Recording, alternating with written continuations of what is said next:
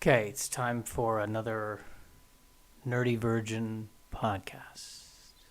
It's the Nerdy Virgin podcast where Joshua Snyder talks about things that are nerd related.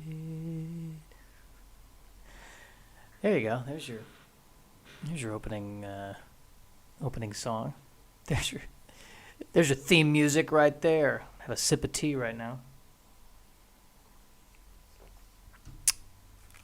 So I've been doing episodes where I focus on specific episodes of Star Trek: The Next Generation. And we're on the, technically it's episode 4, but it was really the third episode because in the first season, the pilot episode is technically considered 1 and 2, I guess. But this episode is called Code of Honor, and here's the thing. I just Google it and read about. You're gonna Google it. You're gonna read the reviews on it. I can't. I don't even want to talk about it. That's all I want to say. I don't want to say anything. I don't want to say anything positive. There are some negative issues, and I just don't want to. I just don't want to go there. So this episode it's going to be called Code of Honor, but we're not going to talk about we're not going to talk about it. There's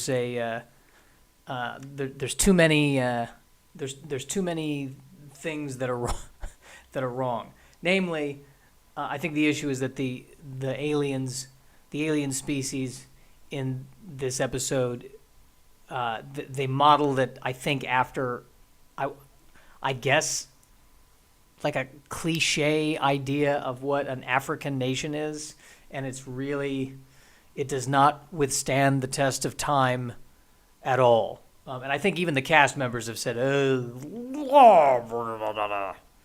so I don't even wanna.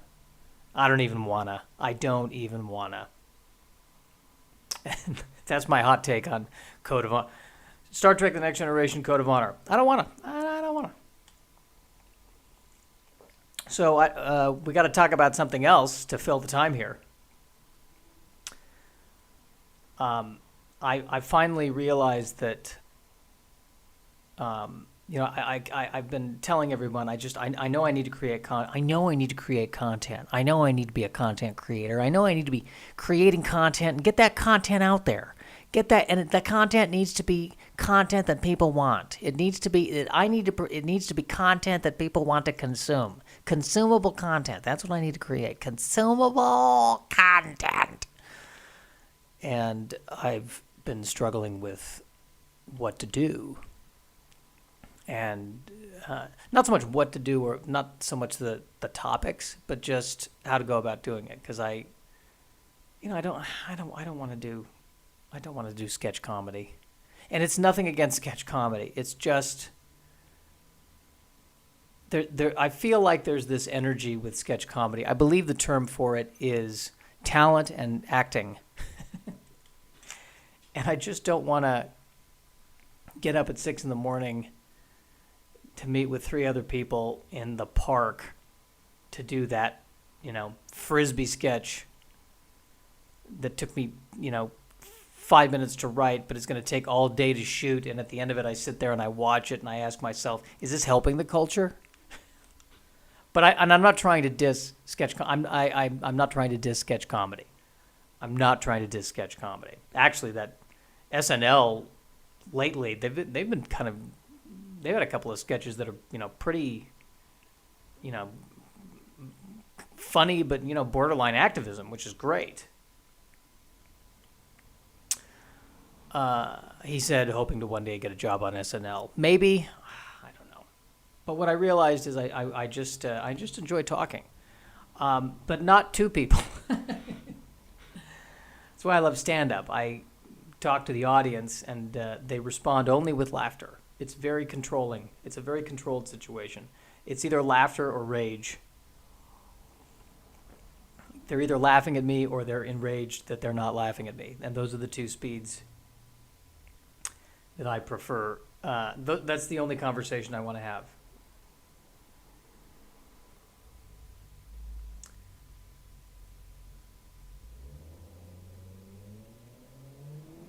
And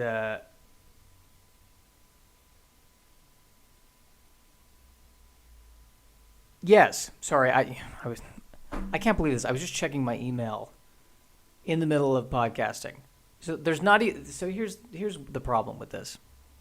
No one's in the room with me right now that I know of, or I'm about, this is like a horror movie situation where I'm about to be killed while podcasting. That has to have been done in a horror movie recently. Because I feel like every horror movie, it's a reflection of the times, So, like even in the new Ghostbusters movie, I think that there's one of the kids has a podcast. But at any rate, I'm not talking to anyone right now, but I'm checking my email in the middle of recording this. I'm trying to create consumable content, and I'm getting in my own way, people. That's what I'm learning. And I need to be present, because if I'm not present here, how will the person listening to me be present when they're being present listening to me? If no one is present, that means I'm not really talking, and the person listening to me, assuming there is a person listening to me, they're not really listening. Is anything happening? I think all we're doing is wasting bandwidth at this point. Okay, so we're just going to spend the day looking at the news here, because I'm not going to. Yeah, I'm done with Code of Honor. I'm done. Okay, so Jeremy Renner to stick around as Hawkeye. He says, "I can make it live for another decade until I just can't fit into the costume anymore. I'll do it till no one wants to see me do it." Which, I think if I were playing Hawkeye, I'd feel like that. It's a good gig. Got to pretend to shoot arrows. I mean, I know there's more than that. There's, he's very good as Hawkeye. He's a tremendous consummate performer who is truly fantastic at making this role his own. Why do I see? I'm not trying to be ironic as I say this. I'm not trying to be sarcastic as I say this. But here's my gripe about, and I've talked about this before with Hawkeye. With Green Arrow. What's the power? They're good at shooting arrows. So number one, it's all Robin Hood. And number two, it's like they're really good at one weapon thing. Now that I think about it, it's just kind of weird that it's exotic because no one in the modern day really uses arrows. So it's, they're so impressive because they can be effective by using a weapon that is really much less practical than all of the weapons that they have. I think that's why it's a superpower. So one would argue that as amazing as Hawkeye is, wouldn't a superhero be even more amazing if he used something that was just so ridiculous and obscure, but every single time he defeated a bad guy with it? No, he defeats people with mattresses. What? Yeah, he throws a mattress. A king-size mattress. He throws a mattress and he hits every single time. Somehow it works he makes it work like a boomerang for him. No one else could do it. He saves the day with used tea bags. Really? Yeah, used caffeine-free tea bags. That's his thing. Find that strange. Uh-oh. What's this? Rockstar issues a GTA remaster apology. I guess there's a lot of bugs. Firstly, we want to sincerely apologize to everyone who has encountered issues playing these games. That's the world we live in, where they've got some games, the games aren't working, they have to issue an apology. Meanwhile, there are people in other parts of the world who are starving and dying. But the fact that this is a big enough issue with people that a company has to issue an apology, and there's that much negative emotion rolling around what can only be described as nothing, a simulation that doesn't even exist. The Grand Theft Auto series and the games that make up this iconic trilogy are as special to us as we know they are to fans around the world. The updated versions of these classic games did not launch in a state that meets our own standards of quality or the standards our fans have come to expect. We have ongoing plans to address the technical issues and to improve each game going forward. With each planned update, the games will reach the level of quality that they deserve to be.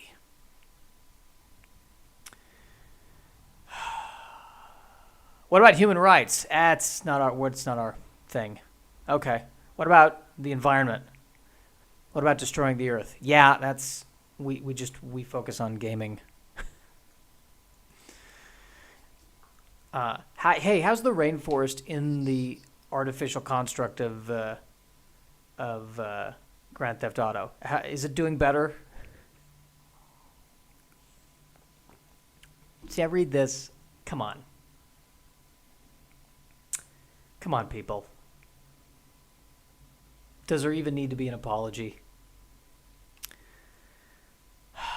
Yes, because it's capitalism, because they don't want to lose customers. They don't want to lose customers who would go to another, the knockoff version of Grand Theft Auto, which would be called Grand Theft Motor Vehicle. Doesn't have as much of a ring to it as Grand Theft Auto. Spin-off of Grand Theft Auto. Rico, could that be? Yeah, that's not as much driving. A lot more paperwork on that one. Yeah. Uh-oh. It's people have been complaining. They're flooding social media. They're flooding it with memes. Memes. A company is being attacked with memes. That is the world we live in. Report, Mr. Spock. It appears that the aliens are attacking us with memes, Captain. This is raise shields. The shields won't help, sir. We're going to have to spin this, Captain. Brought down by memes. Is that the world we live in?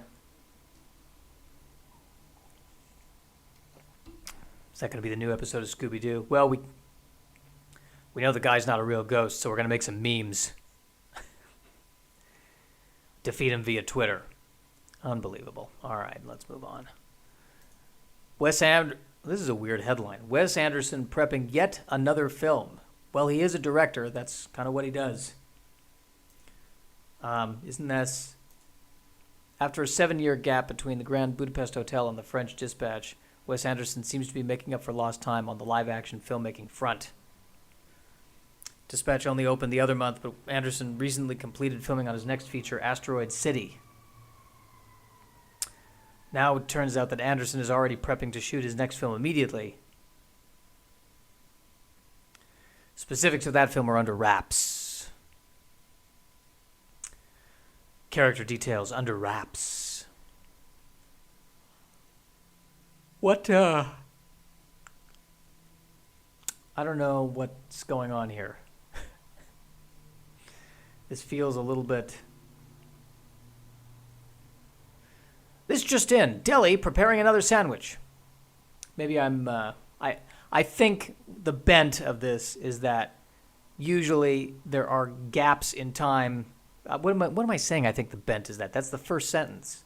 After a 7-year gap between the Grand Budapest Hotel and the French Dispatch, Wes Anderson seems to be making up for lost time. Okay, that's the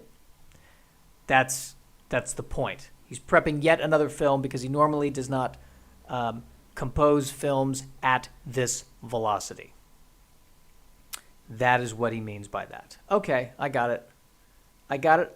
I understand. I get what you're saying. I get where you're coming with this. Now I feel guilty for making fun of the headline. And this is where it always comes back to, me feeling guilty. This is where we always circle back to. Okay. Discovery Plus orders Johnny versus Amber doco. Discovery Plus service has announced that it has ordered a 2-episode documentary, Johnny vs. Amber, which will tell the story of the breakdown of the relationship between actors Johnny Depp and Amber Heard. Really?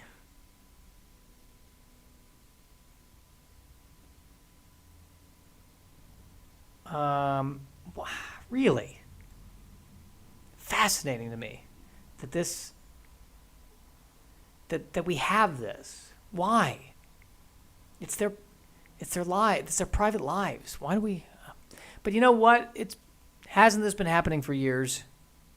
I was thinking, like even in Shakespeare's time, when he's writing about the kings of England, hundreds of years after they die. I mean, isn't that it's the same thing? They're the royalty. They're the celebrities. And there are these, all these stories about Richard III's got the club foot and the hunchback. And, Hamlet, the whole family kills themselves in a bloody, revenge-fueled, insane evening. So I guess it's a constant thing. And maybe because it is, well, what am I saying maybe? It's because it's, nobody wants to see a movie about my life. Look at my podcast numbers. What would the title of the movie be? M&M's for Dinner Again?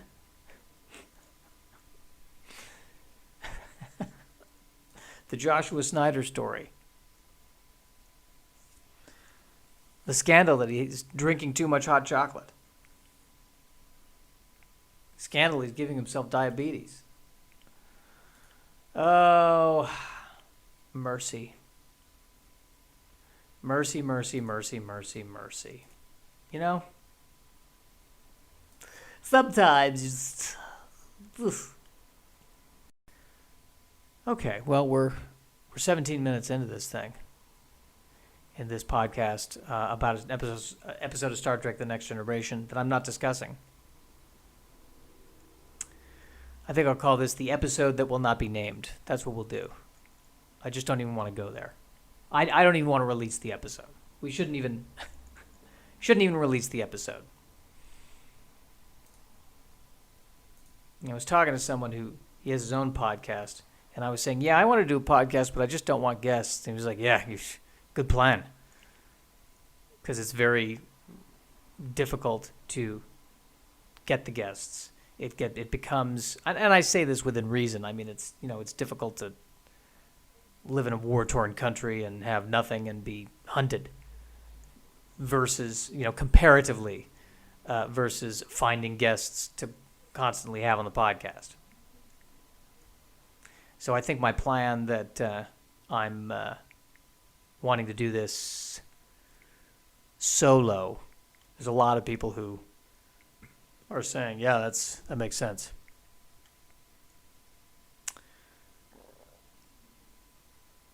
I'm burping. I had M&Ms for dinner and breakfast. That's where I'm at right now. That's where I'm at. Maybe I need a nutritionist on this podcast to come in and shame me, a shaming nutritionist. Shame on you. Shame on you.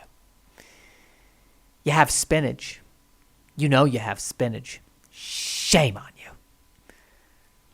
Is this all you're going to tell me as my nutritionist? Shame on you for even asking that question. What else is there to say? You're a miserable human being. You're an affront to the human race. You just eat junk food all day, and you sit there all night, and you cry yourself to sleep, and you wake up in the morning, and you're depressed. What's wrong with you? You disgust me. Sorry, we thought this was going to be a motivational speech. You've just been saying the same thing over and over again to an hour in front of a room full of high school students. You're all miserable, miserable people. It's not going to get better. It's going to get worse. Just go out, get some job, and accept the fact that for you, death is going to be a sweet release.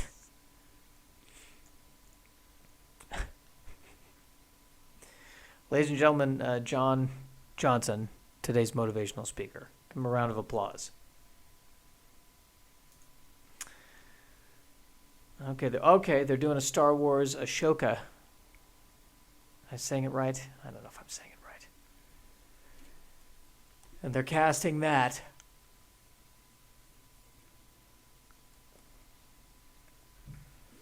Boy, it's just a bunch of Star Wars TV series. Star Wars TV series, which are they're very popular. Sorry, I heard something outside my window. Wondering if I'm about to be ambushed while podcasting. Get him while he's podcasting. He won't know you're coming in. He wouldn't know I was coming in if he wasn't podcasting. He's not very aware. He's very narcissistic. It'll be easy to pop in. I can't even remember what I was just talking about. I've had my morning tea. What was I talking about? It was, right. The Star Wars TV series are now taking, it's odd. It's following the same trajectory as Star Trek in a way, because the Star Trek movies came out, and then the series came out, Discovery and Picard, et cetera, and they seem to be, in general, a bit more critically acclaimed. And now they don't know what to do with the Star Trek movies, and that Star Wars seems to be in the same boat. And I would posit to you that perhaps it is because there's a seismic shift in what is expected in a movie. Because a lot of these TV shows, I mean, these Star Trek series, they're just 10-hour-long movies with special effects that are on par with the movies. So it feels like a movie, but because it's 10 hours, they can get more in depth. And movies now feel to me like what Broadway plays feel like, where you go, infrequently, and you're expecting to spend more money, and it's much more of an extravaganza. Now, Star Trek is pretty expensive, but if you look at the tentpole films, the Marvel movies or DC, the Batman movies, these are comparatively, I think, much larger fare. But you know what? It's not even, now that I think about it, it's not even a money thing. It's just there seems to be a blurring of TV and movies. I mean, why not stream it when it's, chopped up into 10 hours? Could this be the end of movies as we know it? Could this be the beginning of podcasts as we know it? Is anyone listening to this podcast? Is anybody out there? I'm going to do one more news item and then I'm going to call it a day. How about that? Delroy Lindo joins Marvel Studios' Blade. I like Delroy Lindo. The Blade character is a human-vampire hybrid whose mother being bitten and killed by a bloodsucker during childbirth. He now hunts vampires. The role previously played on screen was pre-MCU by Wesley Snipes, and Ali taking on for him in the new film. Wow, sweet. I like the Blade movies. This Blade movie sounds great. This all sounds good. This all looks good to me. I approve this. I approve this. I approve. This is all moving in the right direction.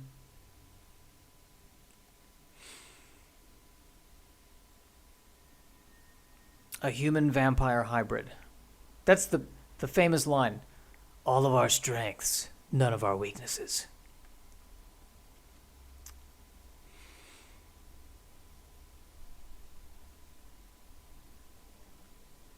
All of our strengths, none of our weaknesses. One of our weaknesses, we're very bad with Excel spreadsheets. You're amazing with Excel spreadsheets. Even there, you have all of our strengths, none of our weaknesses.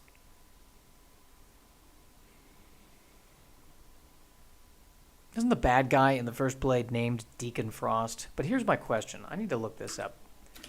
Was Deacon the guy's name?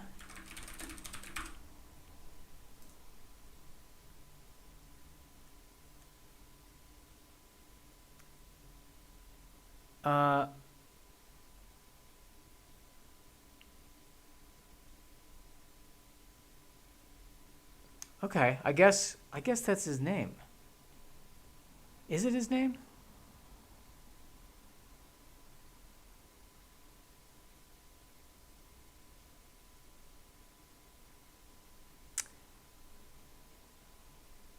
That's what I want to figure out, because isn't a deacon also a title? Like, is it a name or a title? Well, I'm going on Wikipedia. Deacon Frost first appeared in The Tomb of Dracula. It was created by Marv Wolfman and Gene Colan. Oh, he's an old guy too. In the comics, he was Stephen Dorff played him in the movie, and he was a young guy. Deacon Frost was original. Because Deacon it's a title, right? Am I crazy? Is it a name or a title? I'm very confused. I'm looking up deacon. A deacon is a member of an office in the Christian churches that is generally associated with a service of some kind. Oh, I can see deacon.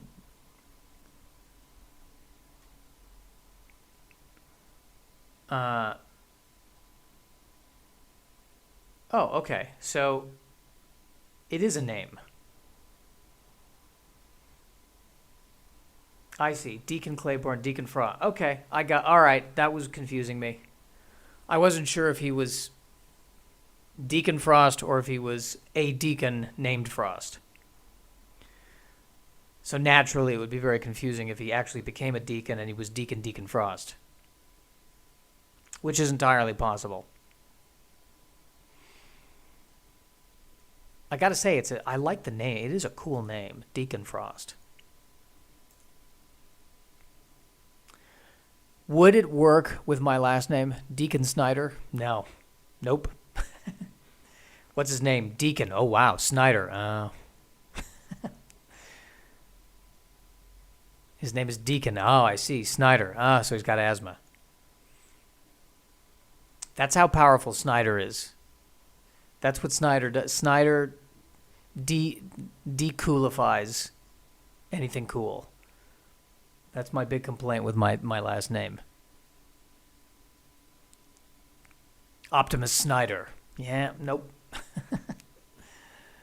Optimus Snyder. It's a transformer who worries. He transforms from anxiety to mild aggression.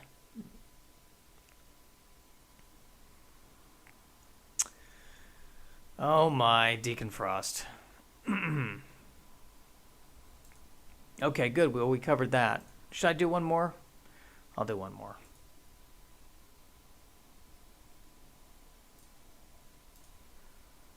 I'll do one more. All right, because you asked nicely. I'll riff on one more thing. I'm worried that last riff was too close to something another comedian did, even though it's not. All right, one more. I gotta go get back to the Dark Horizons here.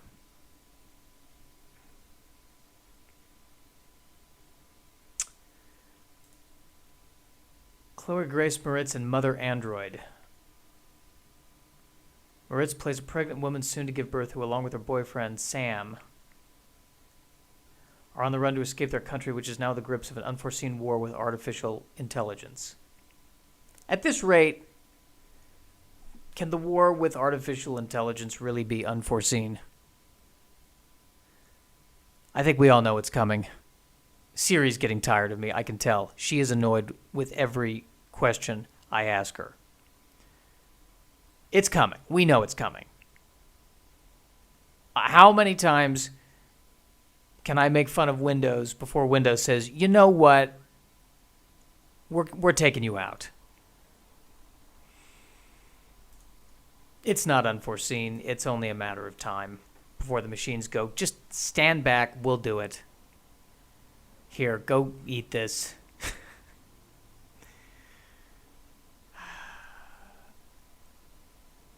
We're going to be the support animals for the machines soon. This is my support human. All right, Siri, get on the plane. And I'm done. I'm done with this episode. We're done with this. It's about 30 minutes. It's shorter than some of the episodes have been, but that's because, like I said, I'm not talking about this episode of The Next Generation. I refuse to do it. All right, good. Have fun.